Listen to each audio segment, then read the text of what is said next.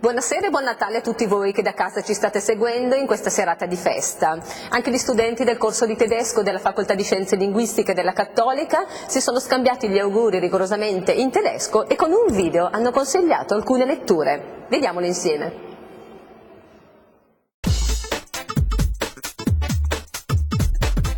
Die Autobiografie Mein Leben hat Marcel Reich-Ranitzky zum Papst der Literatur gemacht. Aber das Buch ist nicht nur eine Biografie, eine authentische, erstarrliche, autobiografische Roman, die 1905 als Abkömmling sephardischer Juden in Bulgarien anfängt. Mit würdigem Sprachgefühl und munterem Lokalkolorit lockt Asterscheid die braven Bayern aus dieser Welt heraus. Mit Erinnerungen und persönlichen Episoden. Das ist Russendisco von Wladimir Kamira. Dottoressa Menzel, che tipo di lavoro ha proposto quest'anno agli studenti del secondo anno delle specialistiche di lingue? Quest'anno abbiamo svolto appunto un lavoro a progetto, ovvero abbiamo girato un video presentando libri in lingua tedesca appunto con gli studenti del secondo anno e l'idea per questo lavoro è nata vedendo la rubrica Libri in pillole, quindi lo stesso progetto in italiano possiamo dire sul sito della nostra università. E devo dire che questa proposta è stata accolta con grande entusiasmo da parte delle studentesse, anche se all'inizio con qualche riserva e anche con un po' di timore proprio per il fatto di essere riprese da una telecamera. E devo dire che effettivamente elaborare questo progetto, quindi realizzare un video in lingua straniera, rappresenta non poche difficoltà che comunque tuttavia sono state affrontate e superate, devo dire, brillantemente dai nostri studenti. E nella fase delle riprese poi è stato molto prezioso il contributo di alcuni studenti dello STAR, senza i quali sarebbe stato impossibile realizzare il progetto dal punto di vista proprio tecnico. E inoltre vorrei sottolineare che il lavoro a progetto è particolarmente significativo proprio anche da un punto di vista didattico, perché in questo contesto la lingua straniera non è più l'oggetto di apprendimento, ma diventa proprio uno strumento di lavoro e quindi cambia completamente la situazione comunicativa. Si tratta infatti di una situazione comunicativa autentica. E questo ha un effetto estremamente positivo sulla motivazione e pertanto sull'apprendimento.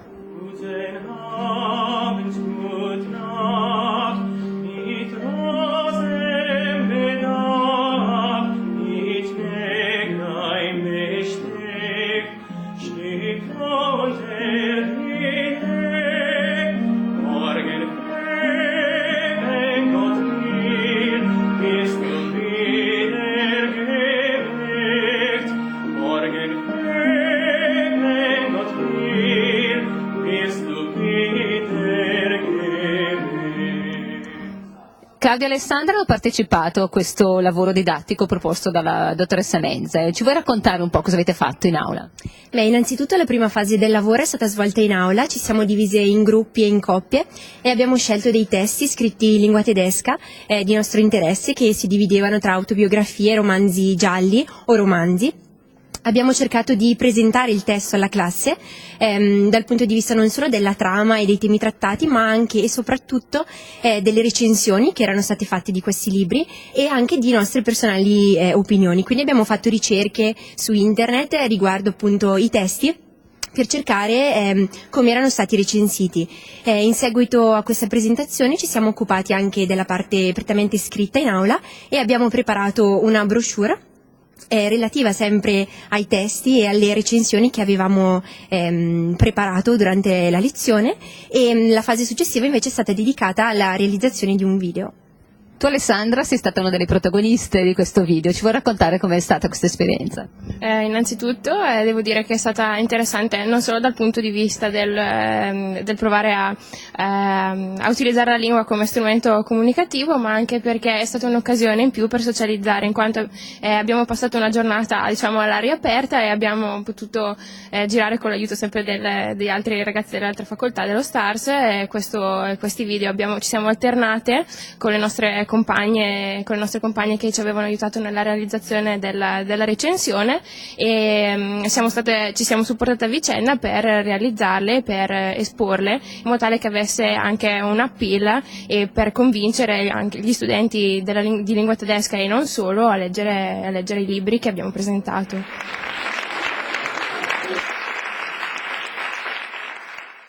E ora vi proponiamo un servizio sull'Officina del Volontariato promossa dall'Osservatorio sul Volontariato dell'Università Cattolica, che quest'anno si è svolto presso la Facoltà di Ingegneria.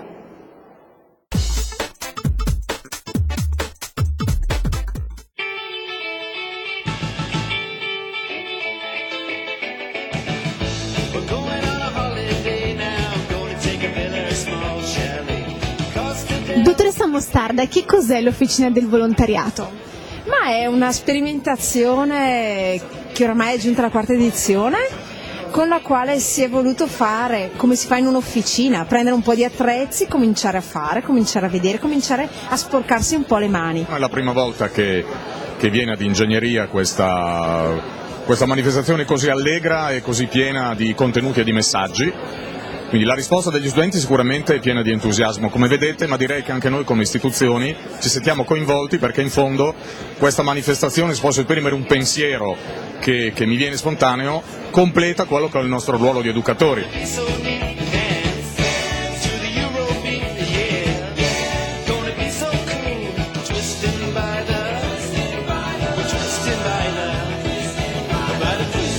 La reazione degli studenti a questa vostra associazione qual è? Sono abbastanza varie, spesso chiaramente c'è molta curiosità, ci sono alcuni studenti chiaramente che conoscono la nostra associazione, per cui si avvicinano con l'intenzione di avere maggiori informazioni, altri invece magari ci hanno sentito solamente di nome e desiderano per questo avere chiaramente più dati. Noi li diamo molto volentieri perché è importante avere dei soci e soprattutto dei ragazzi giovani che sono disposti a dedicare del loro tempo per fare qualcosa in difesa dei diritti umani. Ma l'idea di far sperimentare, toccare con mano, il bello del far volontariato, questo è piaciuto e continua a dare dei bei segni, e quindi non lo stiamo cambiando. Però è cambiato il numero di associazioni, all'inizio abbiamo fatto fatica a raccogliere delle associazioni che fossero disponibili a fare una cosa un po' strana. Anzi, tra l'altro, una cosa un po' negativa solitamente, cioè a non parlare di sé, a non raccontare della propria associazione, ma a mettere al centro i ragazzi. Citrosodina, che cos'è l'associazione Aglio e Peperoncino? L'associazione Aglio e Peperoncino è un'associazione onlus che si interessa della sofferenza di tutti i bambini che ci sono in ospedale e che aiuta comunque a compiere dei percorsi formativi per quanto riguarda la relazione con le persone. Come hai trovato questa giornata dell'Officina del Volontariato?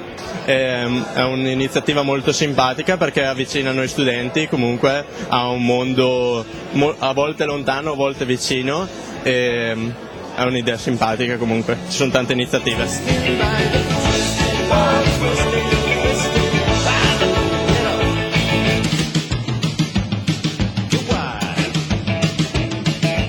Qualche nome di associazione presente quest'oggi? Sì, allora vediamo se me le ricordo tutte. C'è l'Avis, la Croce Bianca, c'è l'AMA, c'è Emergency, c'è Mi faccio aiutare, Aglio e Peperoncino, il CTS, la Comunità Missionaria di Villaregia, c'è Argo Giovani, c'è Icaro Sport Disabili, c'è la Protezione Civile di Ome, c'è l'Osservatorio sul Volontariato, la Ronda della Carità, lo SVI, la Fondazione Tovini. Spero di non aver dimenticato nessuno. Concludiamo questa puntata natalizia con la rubrica Libri in pillole di Silvia.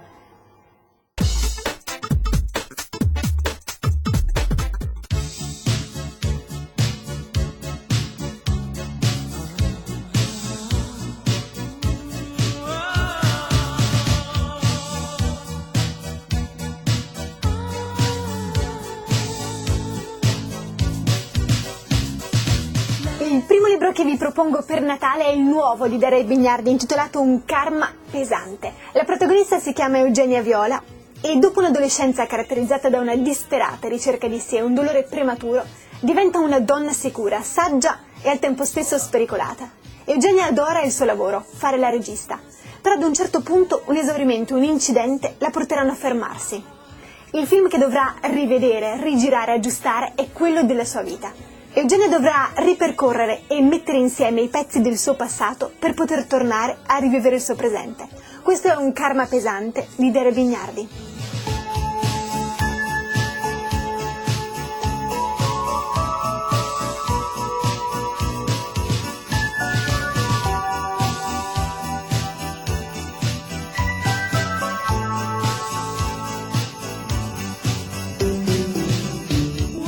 Il prossimo libro di cui parliamo, dal ritmo veloce che trascina il lettore dentro la storia con una trama molto coinvolgente, è il nuovo di John Grisham intitolato Io confesso.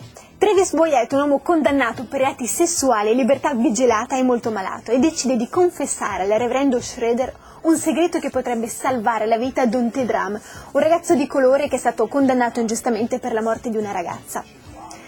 Travis Boyette sa la verità, sa chi è il vero colpevole.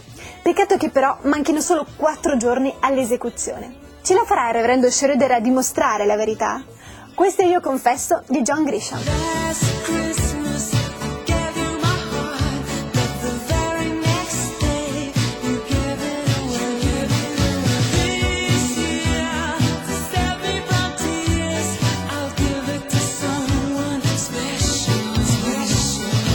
L'ultimo libro di cui parliamo è il nuovo di Alberto Angela, intitolato Impero, viaggio nell'impero di Roma seguendo una moneta.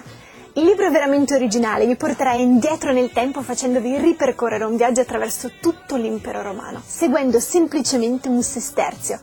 Infatti lo scrittore è in grado di ricostruire la vita dell'impero romano passando da persona a persona che hanno avuto quella moneta.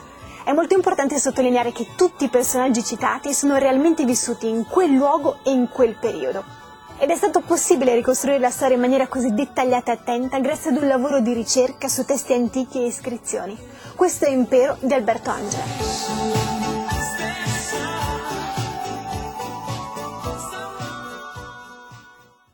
E ora concludiamo questa puntata augurandovi a tutti voi buon Natale!